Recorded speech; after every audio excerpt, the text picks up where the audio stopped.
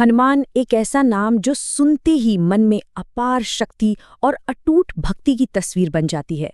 पर उनकी कुछ कहानियां ऐसी भी हैं जिनके बारे में ज्यादातर लोग नहीं जानते। तो आज हम उन्हीं कुछ अनसुने किस्सों की परतें खोलेंगे। तो चलिए एक ऐसे पैराडॉक्स, एक ऐसे सवाल से शुरू करते हैं जो शायद दिमाग घुमा दे। और यही सवाल हमें उन कम ज्ञात कथाओं की तरफ ले जाएगा जिन्हें हम आज जानने वाले हैं। हमारी पहली कहानी की शुरुआत हनुमान जी के जन्म से भी पहले होती है, उनकी माँ अंजना से। और दिलचस्प बात तो ये है कि अंजना जन्म से कोई वानर नहीं थी, वो तो स्वर्ग की एक बहुत ही खूबसूरत अप्सरा थी। अंजना की यात्रा किसी फिल्मी कहानी से कम नहीं है। सोचिए, स्वर्ग की एक अप्सरा जिन्हें ऋषि दुर्वासा से श्राप मिला कि उन्हें पृथ्वी पर एक वानर के रूप में जन्म लेना होगा। लेकिन फिर उन्होंने इतनी कठोर तपस्या की कि वो श्राप ही एक वरदान में बदल गया। और यहाँ से कहानी और भी ज्यादा दिलचस्प हो जाती है। हनुमान जी का जन्म भगवान राम के जन्म से जुड़ा हुआ था, और वो भी उनसे मिलने से सदियों पहले। हुआ यूं कि जिस दिव्य खीर से राम और उनके भाइयों का जन्म हुआ, उसी खीर का एक हिस्सा एक चील लेके उड़ गई और वो हिस्सा सीधा अंजना की हथेली में आ गिरा। अच्छा, अब आते हैं उनके नाम पर। हनुमान, ये नाम उन्हें कैसे मिला? ये नाम उन्हें जन्म के समय नहीं दिया गया था, बल्कि ये तो बचपन में हुई एक बहुत बड़ी घटना के बाद मिला था। ये सब शुरू हुआ एक बच्चे की मासूमियत से। जरा सोचिए, एक छोटे से बालक हनुमान ने आसमान में चमकते सूरज को देखा और उन्हें लगा कि ये तो कोई मीठा पका हुआ फल है, और बस वो उसे खाने के लिए आकाश में उड़ चले। लेकिन इस हरकत से देवताओं के राजा इंद्रदेव बहुत नाराज हो गए। तो यहीं से उनका नाम पड़ा। देखिए, संस्कृत में हनु का मतलब होता है जबड़ा, और क्योंकि इंद्र के वज्र के प्रहार से उनका जबड़ा यानी हनु टूट गया था, इसीलिए वो कहलाए हनुमान, यानी टूटे हुए जबड़े वाला। इस घटना ने न सिर्फ उन्हें नाम दिया, बल्कि एक तरह से उन्हें अजेय भी बना दिया। उनके पिता पवनदेव बहुत क्रोधित हो गए थे, तो उन्हें शांत करने के लिए ब्रह्मा जी, विष्णु जी और इंद्रदेव जैसे सभी बड़े देवताओं ने मिलकर हनुमान को अद्भुत वरदान दिए। अमरता का, सबसे बड़े भक्त होने का और किसी भी अस्त्र शस्त्र से घायल न होने का। अब आते हैं उस कहानी पर जिसने हमें शुरू में ही सोचने पर मजबूर कर दिया था। ऐसा कैसे हुआ कि हनुमान, जो खुद शिव के ही अंश माने जाते हैं, उन्होंने अपने ही आराध्य भगवान शिव से युद्ध कर लिया? तो देखिए, स्थिति बहुत ही पेचीदा थी।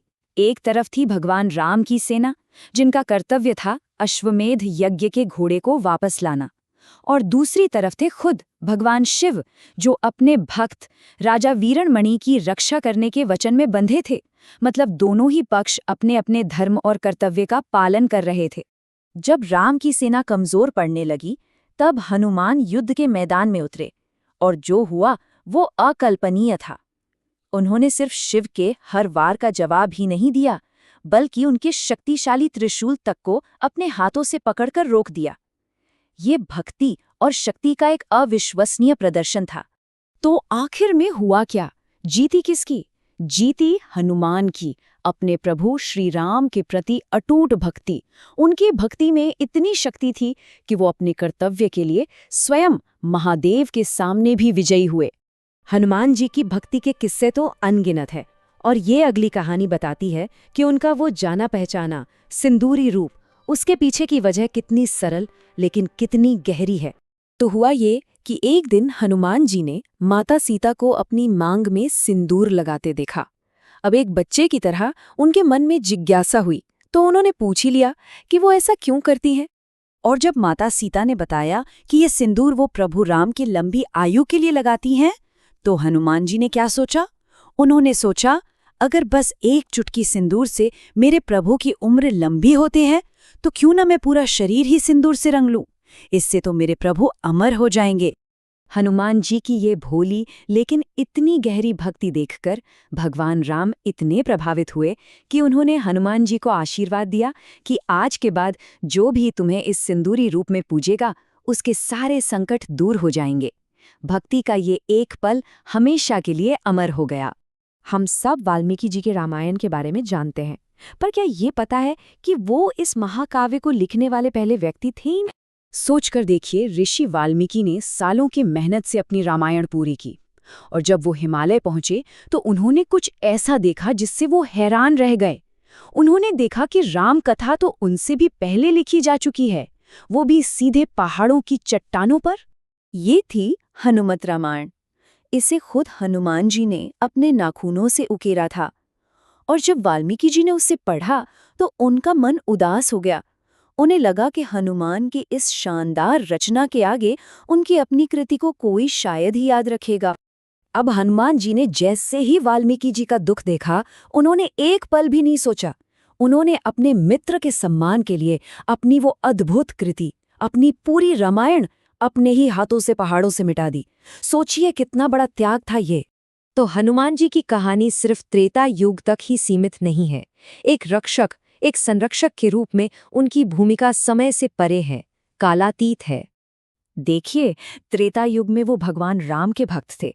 फिर आया द्वापर युग, जहां महाभारत के युद्ध में वो अर्जुन के रथ पर ध्वज के रूप में विराजमान होकर उनकी रक्षा करते रहे। और मान्यता है कि आज इस कली युग में भी वो एक चिरंजीवी के रूप में मौजूद है, और जहां भी राम कथा होती है वहां वो जरूर उपस्थित होते हैं। तो ये सब हमें एक आखिरी सवाल पर लाकर छोड़ता है।